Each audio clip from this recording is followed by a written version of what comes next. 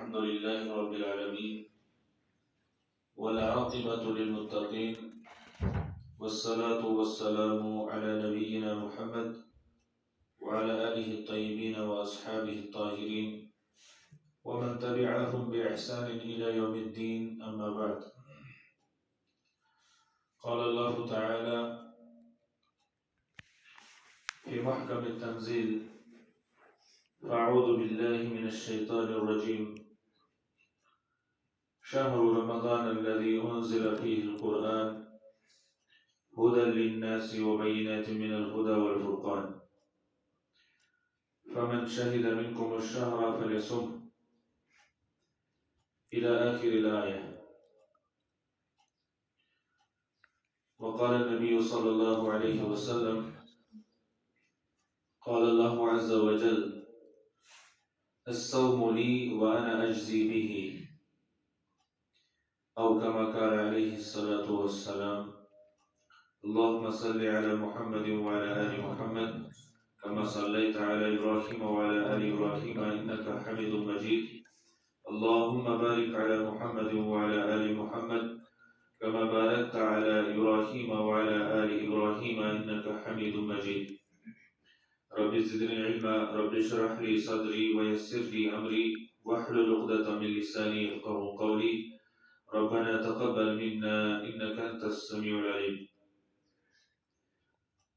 محترم سیکریٹری جامعۃ اہل حدیث تحصیل کھڑی ماسٹر فاروق احمد نائک صاحب، محترم صدر حلقہ جامعۃ اہل حدیث حلقہ ترگام لاور اے محمد امین نائک صاحب، محترم امام جامع نذیر احمد سحمد السلفی حفظہ اللہ، اور دیگر ذمہ داران اور محترم بزرگوں، دینی ملی بھائیوں، سب سے پہلے ہم اللہ تعالیٰ کا شکر ادا کرتے ہیں جس نے ہمیں اپنے پاک گھر میں آنے کی توفیق عطا فرمائی، اور یہاں پر ہم نے نماز ظہر ادا کی، اور اس کے بعد ہم اس وقت درس کے لیے بیٹھے ہوئے ہیں۔ یہ اللہ تعالیٰ نے ہمیں توفیق دی، اس پر ہمیں اللہ تعالیٰ کا بہت ہی زیادہ شکر ادا کرنا چاہیے۔ میرے معزز سامعین، یہاں پر آپ کے سامنے یہ اعلان کیا گیا کہ میں آپ کے سامنے درس حدیث پیش کروں۔ اصل میں حدیث محمد الرسول اللہ صلی اللہ علیہ وسلم کے قول، فعل یا تقریر یا صفات، چاہے وہ خلقی صفات ہوں یا خلقی صفات ہوں، ان چیزوں کا نام حدیث ہے۔ اصطلاح کے اندر حدیث اسی کو کہا جاتا ہے، لیکن عمومی طور پر اگر دیکھا جائے تو قرآن مجید بھی حدیث ہی ہے۔ قرآن مجید کو بھی حدیث کہا گیا ہے۔ قرآن کریم کے اندر ہے اللہ نزل احسن الحدیث، کہ اللہ رب العالمین نے سب سے بہترین حدیث نازل فرمائی ہے، اور وہ ہے قرآن مجید۔ اور رسول اکرم صلی اللہ علیہ وسلم نے فرمایا ہے، جیسا کہ ہر جمعہ کے خطبے میں ہم سنتے ہیں، فَإِنَّ خَيْرَ الْحَدِيثِ کتاب اللہ، اللہ تعالیٰ کی کتاب سب سے بہترین حدیث ہے۔ تو قرآن مجید بھی حدیث ہے، اور رسول اکرم صلی اللہ علیہ وسلم کی بات بھی حدیث ہے، رسول اکرم صلی اللہ علیہ وسلم کا فعل بھی حدیث ہے۔ رسول اکرم صلی اللہ علیہ وسلم کے سامنے اگر کوئی عمل کیا گیا اور آپ صلی اللہ علیہ وسلم اس پر راضی رہے اور خاموش رہے، اقرار کیا، تو وہ بھی حدیث ہے۔ تو جو ان دونوں چیزوں پر عمل کرے، ان دونوں چیزوں کو مانتا ہے اور ان دونوں چیزوں کی پیروی کرتا ہے، قرآن کی پیروی کرتا ہے، حدیث یعنی محمد الرسول اللہ صلی اللہ علیہ وسلم کے اسوے اور طریقے کی پیروی کرتا ہے، وہ اہل الحدیث ہے، وہ اہل الحدیث۔ اسی لیے تو ہم اپنے آپ کو اہل الحدیث کہتے ہیں، کیونکہ قرآن بھی حدیث ہے اور رسول اکرم صلی اللہ علیہ وسلم کی بات بھی حدیث ہے، دونوں کی پیروی جو کرتا ہے اس کو اہل الحدیث کہا جاتا ہے۔ اور یہ کوئی نیا نام نہیں ہے، بعض دفعہ ایسا سننے کو ملتا ہے کہ یہ بہت بعد کی بات ہے، انگریزوں کے زمانے کی بات ہے، ایسی بات نہیں ہے۔ امام ترمذی نے رحمت اللہ علیہ جامع ترمذی لکھی اور اس کے اندر جگہ جگہ لکھا ہے، جگہ جگہ لکھا ہے، ہر حدیث کے بعد امام ترمذی حدیث کا درجہ بیان کرتے ہیں اور پھر تھوڑی بہت اس میں وضاحت کرتے ہیں اور لکھتے ہیں وَعَلَيْهِ الْعَمَلُ عِنْدَ أَكْثَرِ أَهْلِ الْحَدِيثِ، اور اسی بات پر اکثر اہل حدیث کے نزدیک عمل ہے۔ ایسی عبارتیں ترمذی شریف کے اندر آپ کو بہت زیادہ ملیں گی، اور امام ترمذی 3 صدی ہجری کے محدث تھے، بہت پرانی بات ہے، یہ نئی بات نہیں ہے۔ ایسے بہت سارے حوالہ جات ہزاروں میں آپ کو ملیں گے، کتب تاریخ میں، کتب علم رجال میں، کتب سیر اور اس طرح کی بہت ساری جگہوں میں آپ کو ایسے بہت سارے حوالے ملیں گے۔ تو بہرحال چاہے ہم قرآن کی بات کریں یا رسول اکرم صلی اللہ علیہ وسلم کے فرمان کی بات کریں، دونوں اعتبار سے درس حدیث ہی کہلائے گا۔ بعض جگہ ہم کہتے ہیں تھوڑی وضاحت کے لیے کہ یہ درس قرآن ہے اور یہ درس حدیث ہے۔ تو بہرحال اس اعتبار سے میں نے یہ وضاحت کی کہ آپ کے سامنے اعلان تو یہ ہوا کہ درس حدیث پیش ہوگا، حالانکہ میں نے قرآن کریم کی آیات پڑھی اور حدیث بھی پڑھی، تو انشاءاللہ اسی کی روشنی میں آپ کے سامنے بات ہوگی۔ تو سب سے پہلے اللہ رب العالمین نے قرآن کریم کے اندر فرمایا ہے شہر رمضان الذی انزل فیہ القرآن، رمضان المبارک کا مہینہ وہ مہینہ ہے جس میں اللہ تعالیٰ نے قرآن کریم کو نازل فرمایا۔ قرآن کریم کو اسی مہینے میں نازل فرمایا گیا، رمضان المبارک کے مہینے میں۔ اور یہ بھی وضاحت ہے قرآن مجید کے اندر اِنَّا أَنزَلْنَاهُ فِي لَيْلَةِ الْقَدْرِ، کہ ہم نے اس قرآن مجید کو شب قدر کے اندر نازل فرمایا ہے، شب قدر کے اندر اِنَّا أَنزَلْنَاهُ فِي لَيْلَةٍ مُبَارَكَةٍ، ہم نے اس قرآن مجید کو ایک مبارک رات کے اندر نازل فرمایا ہے، ایک مبارک رات، قدر والی رات، اندازے والی رات۔ بہت سارے ترجمے اس آیت کے کیے گئے ہیں، مجھے اس تفصیل میں نہیں جانا ہے، بس اتنا سا واضح کرنا ہے کہ یہ قرآن کریم اللہ تعالیٰ نے اس مہینے کے اندر اور خاص کر شب قدر کے اندر اللہ تعالیٰ نے اس کو نازل فرمایا۔ اللہ رب العالمین نے لوح محفوظ سے آسمان دنیا تک اس کو ایک بار نازل کر دیا، ایک بار نازل کر دیا، رمضان المبارک کے مہینے میں اور شب قدر کے مہینے میں، اور پھر آسمان دنیا سے زمین تک یہ قرآن کریم رفتہ رفتہ آہستہ آہستہ تھوڑا تھوڑا کر کے نازل کیا گیا۔ جیسے ضرورت پیش آئی، جیسے کوئی واقعہ پیش ہوا، جیسے کوئی مسئلہ در پیش آیا، تو اسی انداز کی اللہ تعالیٰ نے ان آیات کو رسول اکرم صلی اللہ علیہ وسلم تک نازل فرمایا جبریل امین علیہ السلام کے ذریعے سے۔ تو رمضان المبارک کے مہینے کو اللہ نے یہ شرف بخشا، یہ عزت بخشی، یہ فضیلت بخشی کہ اللہ تعالیٰ نے اسی مہینے کو چنا اپنا کلام نازل کرنے کے لیے۔ اور میں نے پرسوں جمعہ کے خطبے میں یہ حدیث بھی بیان کی کہ رسول اکرم صلی اللہ علیہ وسلم نے بیان فرمایا ہے کہ پچھلی کتابیں، قرآن مجید سے پہلے جو کتابیں نازل ہوئی ہیں، آسمانی کتابیں، ان کو بھی اللہ تعالیٰ نے رمضان المبارک کے مہینے میں ہی نازل فرمایا۔ بس مختصراً میں یہ حدیث آپ کے سامنے بیان کر رہا ہوں، ان کتابوں کو بھی اللہ تعالیٰ نے اسی مہینے کے اندر نازل فرمایا۔ تو اللہ تعالیٰ نے اپنا کلام جب بھی نازل فرمایا تو رمضان مبارک کے مہینے میں نازل فرمایا۔ تو یہ شرف ہے اس مہینے کو، اسی لیے ہم سب پر فرض کر دیا گیا کہ ہم اس مہینے کے روزے رکھیں۔ اسی فضیلت کی وجہ سے، اسی عظمت کی وجہ سے ہم پر یہ فرض کر دیا گیا کہ ہم اس مہینے کے روزے رکھیں۔ اللہ تعالیٰ نے فرمایا شهر رمضان الذي انزل فيه القرآن هدى للناس وبينات من الهدى والفرقان. کون سی کتاب نازل ہوئی ہے؟ فرمایا ہدى للناس، یہ کتاب لوگوں کے لیے ہدایت کا ذریعہ ہے، یہ کتاب لوگوں کے لیے ہدایت کا سامان ہے. اگر ہمیں ہدایت حاصل کرنی ہے، لوگوں کو اگر ہدایت اور رہنمائی اور صحیح طریقہ اور صحیح راستہ معلوم کرنا ہے، صراط مستقیم اگر لوگوں کو چاہیے تو وہ ملے گا قرآن مجید کے ذریعے سے. اس کے لیے قرآن مجید کو پڑھنا اور قرآن مجید کو سمجھنا اور قرآن مجید پر عمل کرنا ضروری ہے. صراط مستقیم تبھی ملے گا. ہدی للناس، یہ کتاب تمام لوگوں کے لیے ہدایت کا ذریعہ ہے. جو اس کتاب کے نزدیک آئے گا، جو اس کتاب کو پڑھے گا حق تلاش کرنے کی نیت سے اور صراط مستقیم کی تلاش کی نیت سے، جو اس کتاب کو پڑھے گا اس کو ضرور اللہ رب العالمین ہدایت سے نوازے گا، اس کو ضرور ہدایت ملے گی، رہنمائی کرے گا اللہ رب العالمین اس کو صراط مستقیم کی طرف. تو بہرحال ہدی للناس، یہ کتاب اتنی عظیم کتاب ہے، اللہ رب العالمین نے جگہ جگہ اس کتاب کی عظمت کو بیان کیا ہے.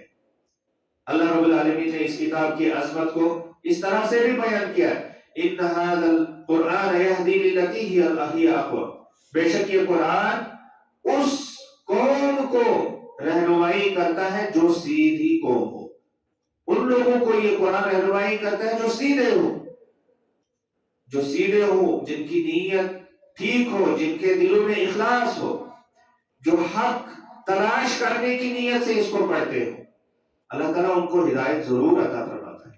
جو ٹیڑے لوگ ہوتے ہیں، جو خلوص نیت سے قرآن کو نہیں پڑھتے ہیں بلکہ اپنی غرض، اپنا مفاد حاصل کرنے کے لیے پڑھتے ہیں، ان کو ہدایت نہیں ملے گی. ظاہر سی بات ہے ان کو دنیاوی مقصد تو ملے گا، لیکن اصل جو مقصد ہے، اصل جو چیز ہے وہ ان کو حاصل نہیں ہوگی.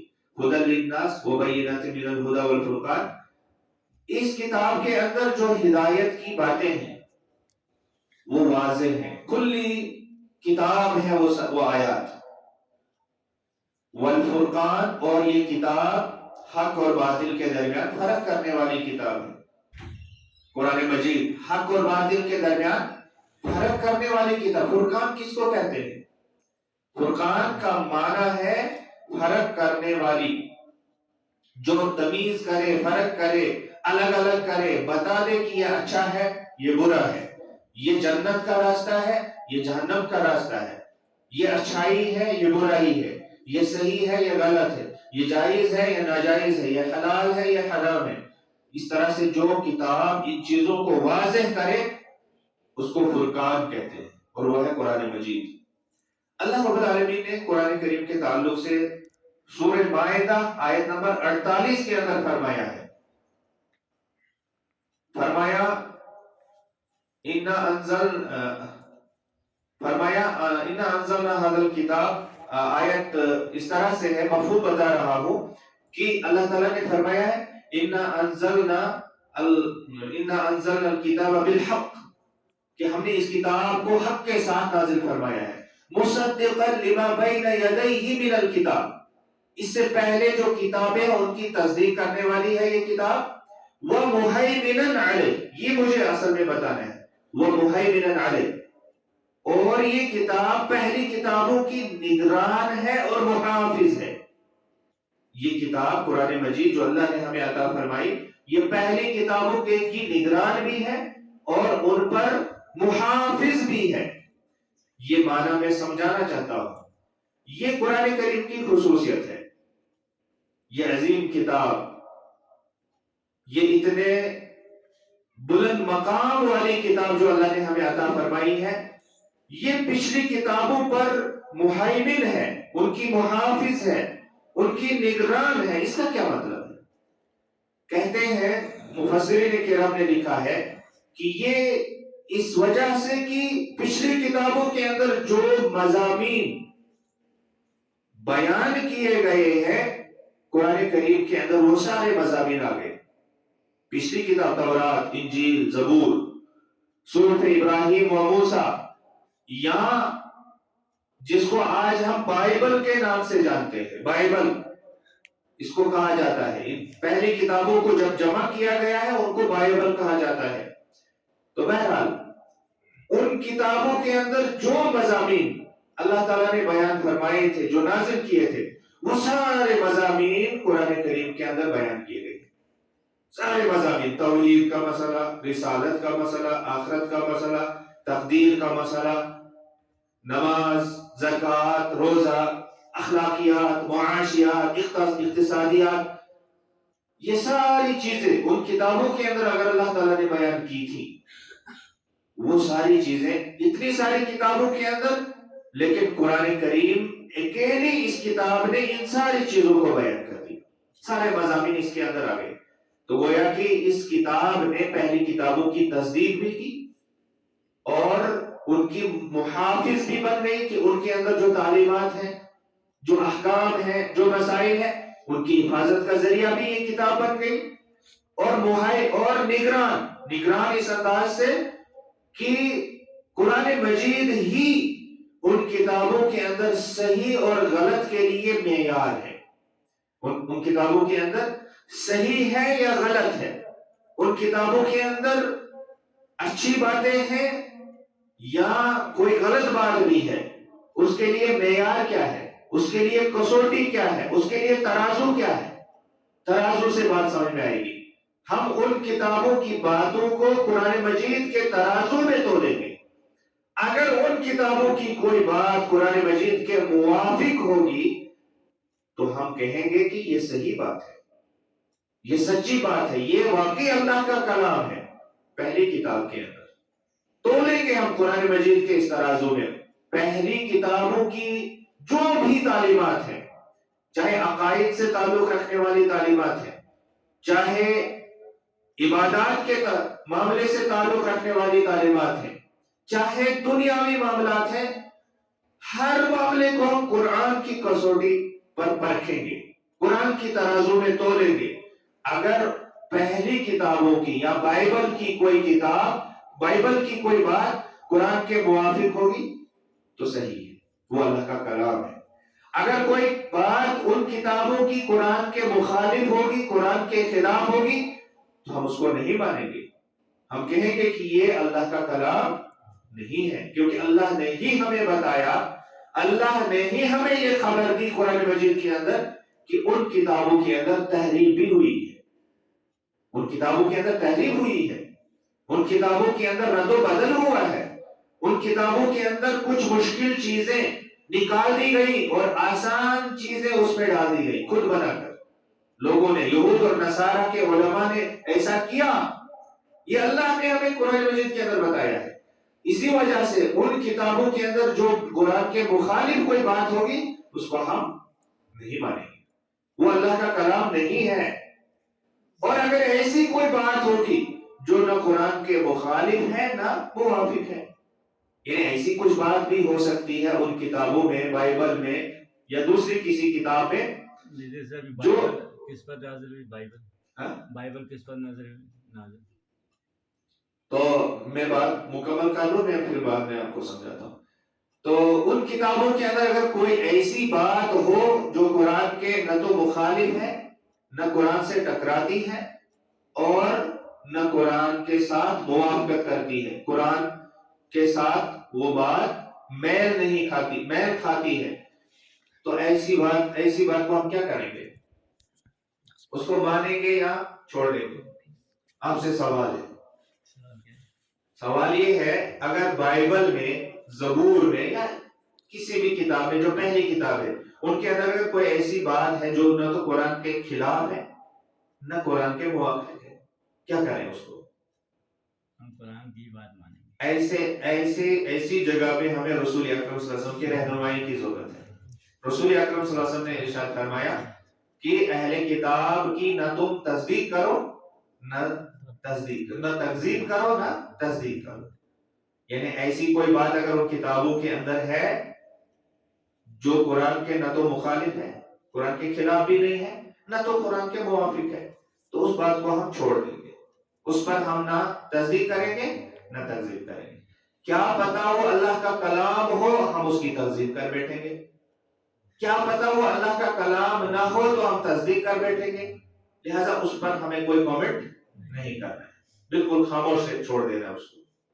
آپ کا جو سوال ہے کہ بائبل کس پر نازل ہوئی, میں نے پہلے ہی عرض کیا کہ تورات موسیٰ علیہ السلام پر نازل ہوئی, انجیل عیسیٰ علیہ السلام پر نازل ہوئی, زبور داؤد علیہ السلام پر نازل ہوئی, اور اس کے علاوہ موسیٰ علیہ السلام پر کچھ صحیفے بھی نازل ہوئے, اور ابراہیم علیہ السلام پر بھی کچھ صحیفے نازل ہوئے, صحف ابراہیم و موسیٰ سورہ اعلیٰ کے اندر.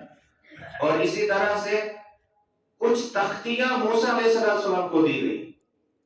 وَأَلْقَيْنَا الْأَلْوَاحَ قرآن مجید کے اندر آیا ہے کہ ہم نے ان پر تختیوں کو نازل کیا. تختیوں پر اللہ کا کلام لکھا ہوتا تھا اور فرشتے کے ذریعے سے پیغمبر تک پہنچا دیا جاتا تھا. تو اصل میں بائبل صرف دو چیزوں کا نام ہے, تورات اور انجیل.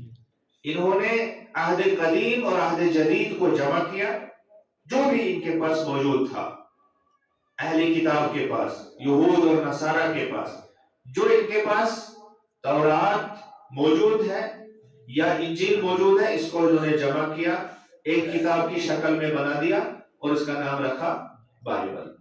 اس کو بائبل نام رکھا. بس یہ ہے, یہ تفسیر ہے اس چیز کی جو آپ نے سوال کیا تھا.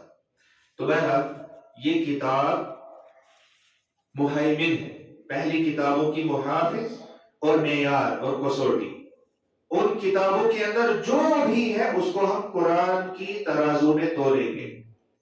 یہ بات اہم ہے. تولیں گے, اگر صحیح ہے تو مانیں گے, اگر خلاف ہے تو نہیں مانیں گے, اور اگر ایسی بات ہے جو نہ تو خلاف ہے نہ موافق ہے اس کو ہم چھوڑ دیں گے, اس پر ہم کوئی کمنٹ نہیں کریں گے. اور اسی سے یہ پتہ چلتا ہے کہ یہ کتاب آخری کتاب ہے. یہ کتاب آخری کتاب ہے, اس کے بعد اور کوئی کتاب نازل نہیں ہوگی. تو اللہ تعالیٰ نے یہ آخری کتاب اس آخری امت کو دی, اور ہمارا جو نبی ہے جناب محمد رسول اللہ صلی اللہ علیہ وسلم وہ آخری نبی ہے. سورہ احزاب کی آیت مَا كَانَ مُحَمَّدٌ أَبَا أَحَدٍ مِّن رِجَالِكُمْ وَلَٰكِنَّ رَسُولَ اللَّهِ وَخَاتَمَ النَّبِيِّينَ. محمد رسول اللہ صلی اللہ علیہ وسلم تم میں سے کسی مرد کے باپ نہیں ہے, مردوں میں سے کسی کے باپ نہیں ہے محمد رسول اللہ صلی اللہ علیہ وسلم, لیکن محمد رسول اللہ صلی اللہ علیہ وسلم اللہ کے رسول ہیں اور خاتم النبیین ہیں, تمام نبیوں کا آخری نبی, تمام نبیوں میں آخری نبی, نبیوں کے سلسلے پر مہر لگانے والے. نبیوں کا جو سلسلہ آدم علیہ السلام سے چلا تھا, محمد رسول اللہ صلی اللہ علیہ وسلم نے اس سلسلے کو پورا کیا اور اس پر مہر لگا دی. جیسے کہ حدیث میں آیا ہے کہ اللہ تعالیٰ نے جو نبی اور رسول بھیجے یہ ایسے ہی ہے جیسے ایک عمارت بنی ہو.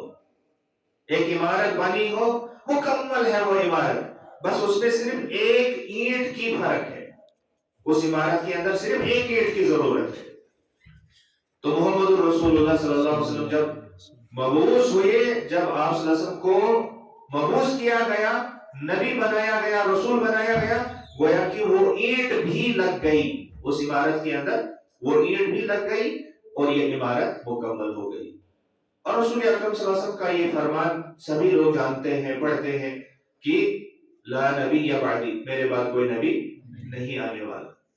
انا خاتم النبیین, میں تمام نبیوں کے سلسلے کو ختم کرنے والا ہوں, میں خاتم النبیین ہوں, میں آخری نبی ہوں.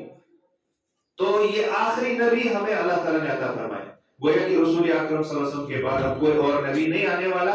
رسول اکرم صلی اللہ علیہ وسلم کی تعلیمات آخری تعلیمات ہیں, یہ آخری تعلیمات ہیں. اسی لیے اللہ تعالیٰ نے ہمیں حکم دیا, اللہ تعالیٰ نے ہمیں حکم دیا. یہ اہم باتیں ہیں, یہی ہمیں رمضان المبارک تربیت کر رہا ہے, یہی ہماری تربیت ہو رہی ہے اس مہینے کے اندر کہ نبی کریم صلی اللہ علیہ وسلم ہمارے آخری نبی ہیں, آپ کی تعلیمات بھی آخری تعلیمات ہیں. سورہ حجرات کے اندر اللہ تعالیٰ نے فرمایا ہے لا تقدموا بین یدی اللہ ورسولہ. ایمان والے لوگوں اللہ اور رسول سے آگے نہ بڑھو، اللہ اور رسول سے آگے مت جاؤ. اللہ اور رسول سے آگے نہیں بڑھنا ہے، کیونکہ آپ صلی اللہ علیہ وسلم اور اللہ رب العالمین کی بات آخری ہے، وہاں سے آگے کسی کو جانے کی اجازت نہیں ہے. لا تقدموا بین یدی اللہ ورسولہ. اللہ اور رسول سے آگے نہیں جانا ہے، اللہ اور رسول کی اتباع کرنی ہے. اتباع کا معنی ہوتا ہے پیچھے پیچھے چلنا، نہ کہ آگے بڑھ جانا. بعض اوقات مسلمانوں سے بہت سارے لوگ ایسے ہیں جو آگے بڑھ جاتے ہیں، جو آگے بڑھ جاتے ہیں، حد کو کراس کر لیتے ہیں، حد کو پھلانگ جاتے ہیں. تو یہ قرآن کی روح سے غلط بات ہے. لا ترفعوا اصواتکم فوق صوت النبی. سورہ حجرات کے اندر ہی اللہ تعالیٰ نے یہ بھی فرمایا اے مومنو اپنی آوازوں کو نبی کی آواز سے آگے مت لے جاؤ، اپنی آواز کو نبی کی آواز سے بلند مت کرو. واضح حکم ہے. نبی کریم صلی اللہ علیہ وسلم کی آواز کیا ہے یہ سمجھنی ہے. نبی کریم صلی اللہ علیہ وسلم کی آواز میں نبی کریم صلی اللہ علیہ وسلم کی طرف سے ہمارے لیے احکامات ہیں، تعلیمات ہیں.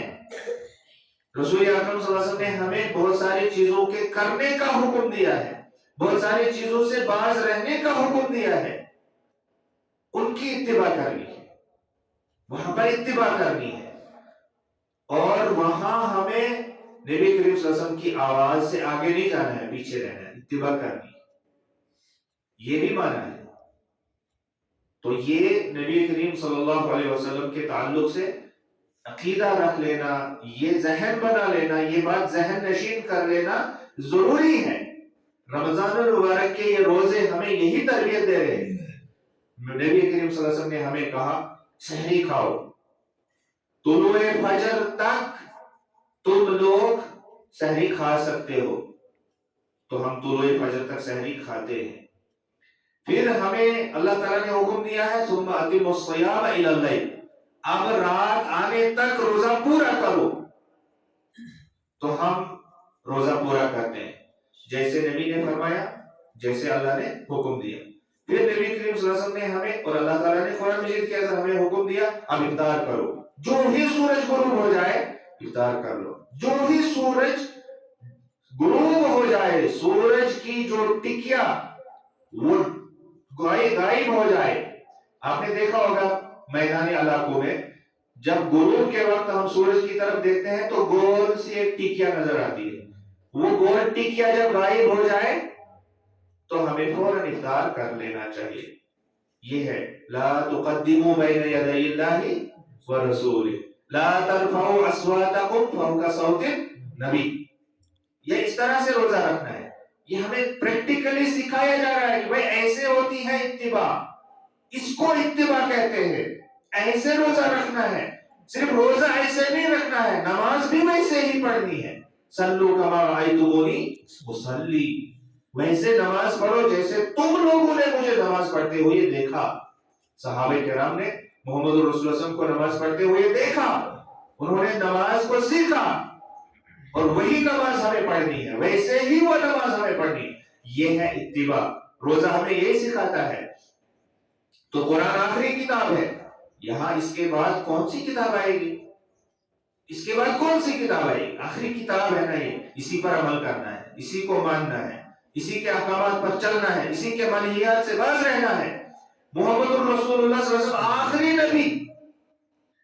لقد کان لکم فی رسول اللہ اسوۃ حسنہ. تمہارے لیے محمد الرسول صلی اللہ علیہ وسلم کی سیرت میں، زندگی میں، نبی کریم صلی اللہ علیہ وسلم کی ذات میں ہر اعتبار سے بہترین نمونہ ہے. اس کو مان لو، اس پر چلو.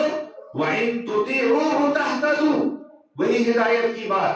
هُدًى لِلنَّاسِ، اگر تم اس نبی کی اطاعت کرو گے تو تم ہدایت پاؤ گے. نبی کے ذریعے سے ہدایت پاؤ گے. نبی نے تمہیں قرآن سمجھایا، نبی نے تم تک قرآن پہنچایا. اس طریقے سے تم ہدایت پاؤ گے. خود ساختہ طریقوں سے کسی نے ہدایت آج تک نہیں پائی ہے. وہ تو گمراہی ہے. فَإِنَّ كُلَّ بِدْعَةٍ ضَلَالَةٍ، ہر بدعت، ہر گھڑی ہوئی بات، ہر خود ساختہ بات، ہر من گھڑت بات گمراہی ہے، اور ہر گمراہی جہنم میں لے جانے والی ہے۔ نبی کی اطاعت میں ہدایت ہے، نبی کی اطاعت میں ہدایت ہے، قرآن کی پیروی میں ہدایت ہے۔ یہ رمضان ہمیں سکھا رہا ہے، یہ رمضان مبارک کے روزے ہمیں درس دے رہے ہیں، یہ ہمارے لیے پیغام ہے، یہ پیغام عام کرنا ہے، یہ پیغام سنانا ہے، یہ پیغام پہنچانا ہے لوگوں تک، لوگوں کا یہ ذہن بنانا ہے، لوگوں کا یہ عقیدہ بنانا ہے۔ یہ آپ کی ذمہ داری ہے، یہ میری ذمہ داری ہے، یہ سب کی ذمہ داری ہے۔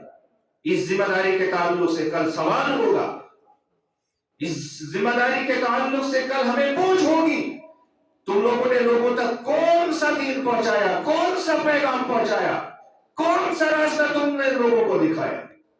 یہ رمضان ہم سے کیا تقاضا کر رہا ہے، یہ رمضان مبارک ہم سے کیا مانگ رہا ہے، کیا مطالبہ کر رہا ہے۔ ہمیں قرآن مجید کی صحیح تعلیمات لوگوں تک پہنچانی چاہیے، محمد الرسول اللہ صلی اللہ علیہ وسلم کی سیرت کا درس ہمیں لوگوں تک پہنچانا چاہیے۔ یہ دروس کا اہتمام کیوں ہوتا ہے؟ یہ نمازوں کے بعد دروس، آگے پیچھے تو ہمیں فرصت نہیں مسجد میں آنے کی۔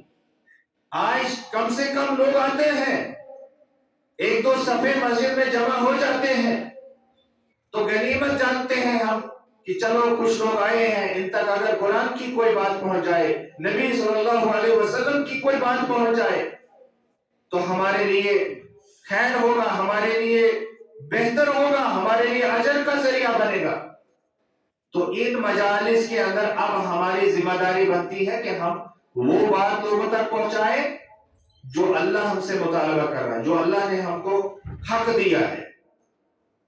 تو میں یہی کوشش کر رہا ہوں، یہی بات سمجھانے جا رہا ہوں کہ ہمیں قرآن کی تعلیمات کو ماننا۔ آخری کتاب ہے، آخری، اس کے بعد کوئی کتاب نہیں آئے گی۔ اس کے بعد اگر کوئی دعویٰ کرے گا تو وہ دجال ہوگا، وہ کذاب ہوگا۔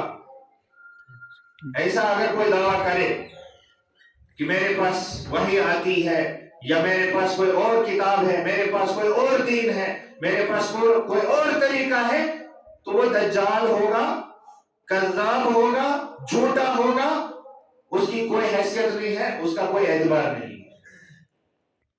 تو بہرحال ہمیں آخری نبی کی بات ماننی ہے، آخری نبی پر آخری کتاب نازل ہوئی، اس کا پاس و لحاظ رکھنا ہے اور اس کی پیروی کرنی ہے، تبھی جا کر ہمیں ہدایت نصیب ہوگی، تبھی جا کر ہمیں کامیابی اللہ رب العالمین عطا فرمائے گا، اور دنیا بھی ہماری بہتر بنے گی اور آخرت بھی ہماری بہتر بنے گی۔ اور آخری بات یہ ہے کہ قرآن کے اندر جو ہے اور محمد الرسول اللہ صلی اللہ علیہ وسلم کے فرمان کے اندر جو ہے، ان ساری چیزوں کو ملا کر، اور صحابہ کرام نے جس چیز کو مانا، جس چیز پر عمل کیا، جو طریقہ ہمارے لیے چھوڑا، یہ سارا ملا کر اسلام بنتا ہے۔ ان الدین عند اللہ الاسلام، بے شک دین اللہ کے نزدیک اسلام ہی ہے۔ قرآن کے اندر جو احکامات ہیں، قرآنی آیات، محمد رسول اللہ صلی اللہ علیہ وسلم کے فرامین اور سیرت، رسول اکرم صلی اللہ علیہ وسلم کا اٹھنا بیٹھنا، چلنا پھرنا، کھانا سونا جاگنا، عبادت کرنا، باقی تمام معاملات، یہ سارا ملا کر جو صحابہ کرام کے سامنے پیش کیا گیا، صحابہ کرام نے اس پر عمل کیا اور اس کو یاد رکھا اور پھر آگے پہنچا دیا امت تک، یہی دین ہے۔ اللہ رب العالمین نے قرآن مجید کے اندر ارشاد فرمایا ہے، اس دین کے علاوہ اگر کوئی دین اور مانتا ہے، وَمَن يَبْتَغِ غَيْرَ الْإِسْلَامِ دِينًا فَلَن يُقْبَلَ مِنْهُ، اس اسلام کے علاوہ اگر کسی اور چیز کو کوئی دین مانتا ہے، اس سے وہ قبول نہیں ہوگا، اللہ تعالیٰ قبول نہیں فرمائے گا، اور آخرت میں وہ بڑا پچھتائے گا، بڑا نقصان اٹھائے گا۔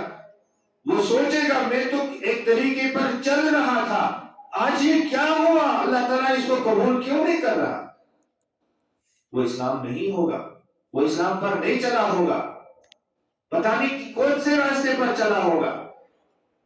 یہ باتیں سوچنے کی ہے، سمجھنے کی ہے۔ تو اسلام وہی ہے جو قرآن مجید کے اندر ہے اور محمد رسول اللہ صلی اللہ علیہ وسلم کے فرمان میں ہے، سیرت میں ہے، اور جس پر صحابہ کرام نے عمل کیا وہ اسلام ہے، اور یہ اسلام مکمل ہے، یہ اسلام بھی مکمل ہے۔ قرآن مجید آخری کتاب، مکمل کتاب، شامل کتاب، قیامت تک باقی رہنے والی کتاب۔ محمد رسول اللہ صلی اللہ علیہ وسلم آخری نبی، آپ کی لائی ہوئی تعلیمات آخری تعلیمات، ان تعلیمات کی پیروی کرنی ہے۔ انہی چیزوں کا نام اسلام ہے، اور اسی کو اللہ تعالیٰ نے فرمایا الیوم اکملت لکم دینکم، آج میں نے تمہارے لیے تمہارے دین کو مکمل کر دیا، نعمت پوری ہو گئی ہے، اور اسلام کو بطور دین میں نے تمہارے لیے پسند کر لیا ہے۔ یہ اسلام ہے اور یہ مکمل ہے۔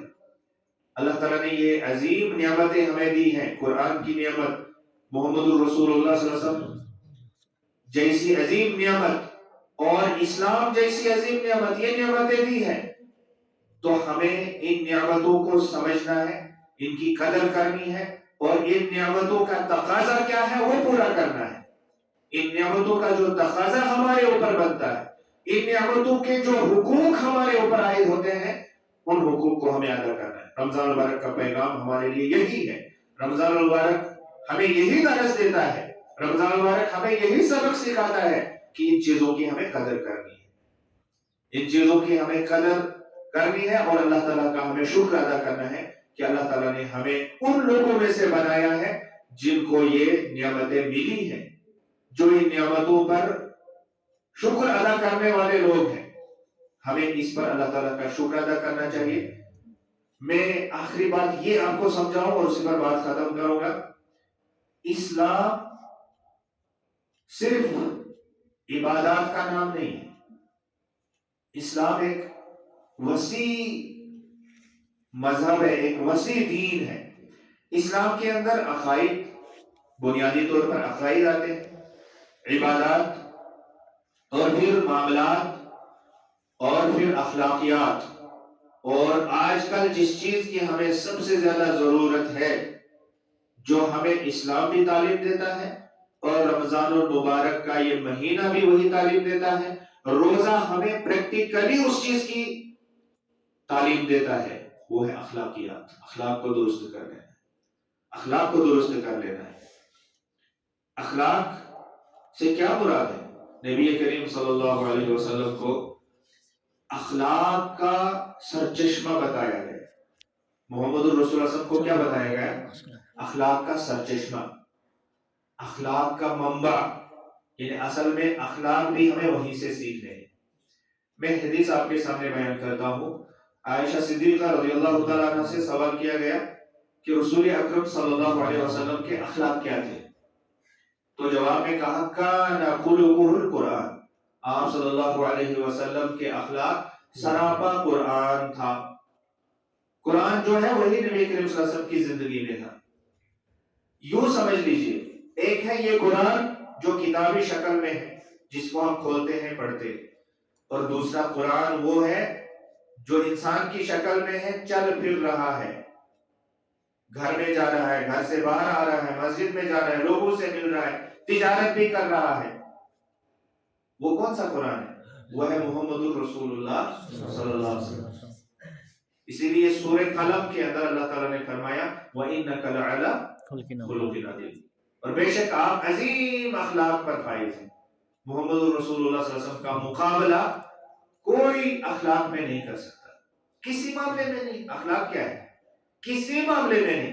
عبادات میں اگر ہم نمبر دیں، اخلاق میں پہلے نمبر پر آتے ہیں محمد الرسول اللہ صلی اللہ علیہ وسلم، عبادات میں پہلے نمبر پر آتے ہیں محمد الرسول اللہ صلی اللہ علیہ وسلم، بہادری میں محمد الرسول اللہ صلی اللہ علیہ وسلم، قیادت میں، سیادت میں، رہنمائی میں، رہبری میں نمبر 1 ہے محمد الرسول اللہ صلی اللہ علیہ وسلم۔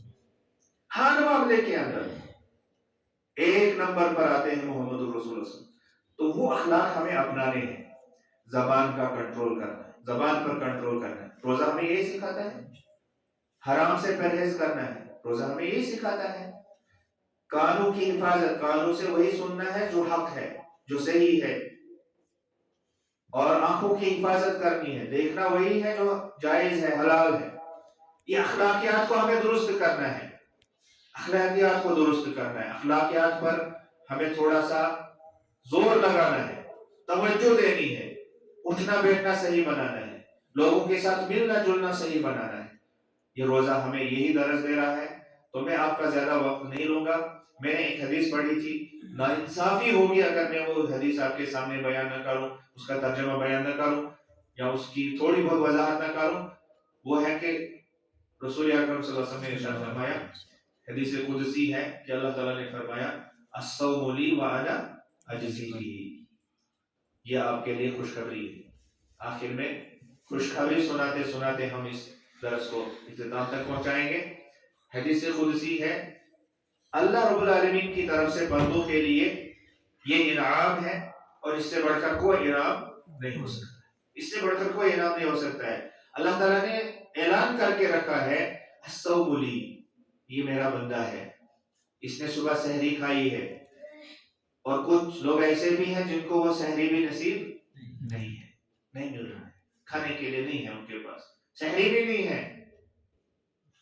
اس حالت میں ہے کہ ان کو پتہ ہی نہیں ہے کہ وہ کھانا کیا ہوتا ہے، کھانا ان کی ذہن سے ہی نکل چکا ہے. ایسے لوگ بھی ہیں. بہرحال سحری کھائی ہے یا نہیں کھائی ہے، طلوع فجر سے اس نے نیت باندھ لی ہے کہ آج کے دن مجھے اللہ کے واسطے روزہ رکھنا ہے، اللہ کے واسطے مجھے نہ کھانا ہے نہ پینا ہے، شہوات سے دور رہوں گا، خرافات سے دور رہوں گا، آنکھوں کی حفاظت کروں گا، کانوں کی حفاظت کروں گا، ہاتھ روک کے رکھوں گا، پاؤں سے غلط چیز کی طرف نہیں چلوں گا. اس طرح سے وہ ہر اعتبار سے ظاہری طور پر بھی، باطنی طور پر بھی، جسمانی طور پر بھی اور روحانی طور پر بھی اس نے روزہ رکھا ہوا ہے. اور اللہ کو پتا ہے کہ اس نے کس انداز کا یہ روزہ رکھا ہے، کس طرح سے اخلاص کی بنیاد پر اس نے یہ روزہ رکھا ہے، بطور عبادت، میری عبادت سمجھتے ہوئے، میرا حکم مانتے ہوئے اس نے یہ روزہ رکھا ہے. تو اللہ نے بھی اجر اور ثواب اور انعام دینے میں کوئی کسر باقی نہیں چھوڑی. اے بندے سن لے، جب تم مجھ سے روزے کا اجر اور ثواب حاصل کرے گا تو حیران رہ جائے گا کہ اتنا زیادہ عطا کروں گا کہ تو سوچ بھی نہیں سکتا ہے. وانا اجزی بہ، وہ دینے والا ہے، وہ عطا کرنے والا ہے. اس کے خزانوں میں دے دے کے بھی کوئی کمی واقع نہیں ہوتی ہے. وہ جب روزے کا اجر اور ثواب دے گا تو بے انتہا دے گا، بے تحاشا دے گا، بے حساب عطا کرے گا، کوئی حساب نہیں ہوگا اس اجر اور ثواب. یہ خوشخبری ہے. روزے داروں خوش ہو جاؤ. اب سچ فرمایا محمد رسول اللہ صلی اللہ علیہ وسلم نے، فرمایا للصائم فرحتان، روزے دار کے لیے دو خوشیاں ہیں. فرحت عند فطر، ایک خوشی اس کو اس وقت ملے گی جب افطار کرے گا. افطار کے وقت میں نے خود تجربہ کیا ہے، آپ نے بھی کیا ہوگا، انسان کو خوشی ملتی ہے. افطار کے وقت انسان خوش ہوتا ہے. خوش کیوں ہوتا ہے؟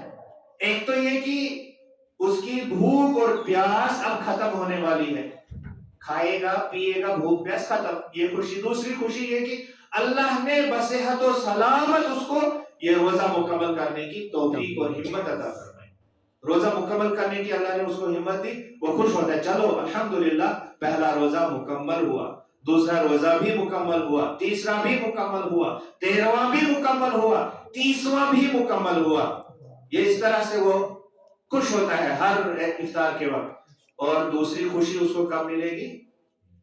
اللہ تعالیٰ ہمیں بھی وہ نصیب فرمائے گا. ہمیں یقین ہے ہم نے اللہ کے لیے روزہ رکھا ہے، وہ ہمیں بھی یہ خوشی عطا فرمائے گا. وہ اس وقت ہمیں یہ خوشی دے گا جب ہم اللہ رب العالمین کے دربار سے روزے کا اجر اور ثواب حاصل کریں گے. اور وہ اجر اور ثواب اتنا ہوگا کہ ہم سمیٹ ہی نہیں پائیں گے، ہم اس کو سمیٹ نہیں پائیں گے. ہمارا دامن اتنا بڑا نہیں ہوگا جتنا اللہ تعالیٰ اس روزے پر ہمیں اجر اور ثواب عطا فرمائے گا. تو بہرحال اللہ رب العالمین سے دعا کرتے ہیں کہ اللہ تعالیٰ ہمارے روزوں کو قبول فرمائے، ہماری ساری عبادتوں کو قبول فرمائے. اللہ تعالیٰ ہمارے صیام اور قیام کو قبول فرمائے. اللہ تعالیٰ ہمارے گناہوں کو معاف فرمائے، چھوٹے بڑے سارے گناہوں کو اللہ تعالیٰ معاف فرمائے. اللہ رب العالمین ہمیں قرآن کو سمجھنے کی توفیق عطا فرمائے، حدیث کو سمجھنے کی توفیق عطا فرمائے، اسلام کو سمجھنے کی توفیق عطا فرمائے۔ پروردگار ہمیں قرآن کی پیروی اور حدیث کی پیروی اور اسلام پر چلنے کی توفیق عطا فرما۔ پروردگار ہماری ساری مشکلات کو آسان فرما، پروردگار ہماری ساری پریشانیوں کو دور فرما دے۔ پروردگار مسلمان جہاں بھی پریشان ہیں ان کی پریشانی کو دور فرما دے۔ پروردگار جہاں بھی مسلمان مظلوم ہے، پروردگار ان کی مظلومیت کو دور فرما دے۔ پروردگار جہاں بھی مسلمانوں پر ظلم و ستم ہو رہے ہیں، پروردگار اس ظلم و ستم کو ڈال دے۔ پروردگار ہمیں ایسا بنا دے کہ ہمارے اوپر ظلم و ستم خود ہی ٹل جائے۔ پروردگار ہمیں ایسا بنا دے، ایسا نیک اور اچھا اور صحیح انسان ہمیں بنا دے، صحیح مسلمان ہمیں بنا دے کہ ہمارے اوپر سے جو بھی ہمارے اوپر ظلم و ستم کے پہاڑ توڑے جا رہے ہیں، یہ سارے ظلم و ستم ختم ہو جائے۔ پروردگار جو اموات ہیں ان کی مغفرت فرما، پروردگار اموات کی مغفرت فرما۔ پروردگار حال میں ہی یہاں ہمارے عبدالرشید صاحب کی زوجہ اس دار فانی سے رخصت ہوئی ہیں، پروردگار ان کی مغفرت فرما، پروردگار ان کے درجات بلند فرما، پروردگار ان کی سیئات سے درگزر فرما۔ پچھلے رمضان کو وہ ہمارے درمیان موجود تھی، شاید روزہ بھی رکھ رہی تھی، اللہ رب العالمین ان کے روزوں کو قبول فرمائے۔ اس سال ہمارے درمیان نہیں ہے، اگلے سال پتہ نہیں ہم میں سے کون نہیں ہوگا، پروردگار ہمارے حال پر بھی رحم و کرم فرما دے۔ پروردگار ہمارے ماسٹر جمال الدین صاحب کے والدین کی مغفرت فرما، ان کے درجات بلند فرما۔ اس کے علاوہ بھی بہت سارے اس علاقے کے، اس گاؤں کے، اس بستی کے ہوں گے جن کے میرے ذہن میں نام نہیں ہے، خاص کر ہمارے صدر محترم، ان کے والد محترم، اللہ تعالیٰ ان کی بھی مغفرت فرمائے، اللہ تعالیٰ ان کے درجات بلند فرمائے۔ عبدالغفار نائک صاحب جو یہاں مؤذن ہوا کرتے تھے، اللہ تعالیٰ ان کے درجات بلند فرمائے، اللہ تعالیٰ ان کی سیئات سے درگزر فرمائے۔ پروردگار ہمارے روزوں کو قبول فرما دے، پروردگار ہمیں ہر عبادت کے اندر اخلاص عطا فرما، پروردگار ہمارے اخلاق کو درست فرما دے، پروردگار ہمارے اخلاق کو بہتر بنا دے۔ وآخر دعوانا الحمدللہ رب العالمین۔ میں آپ سب کا شکریہ ادا کرتا ہوں کہ آپ نے سنا۔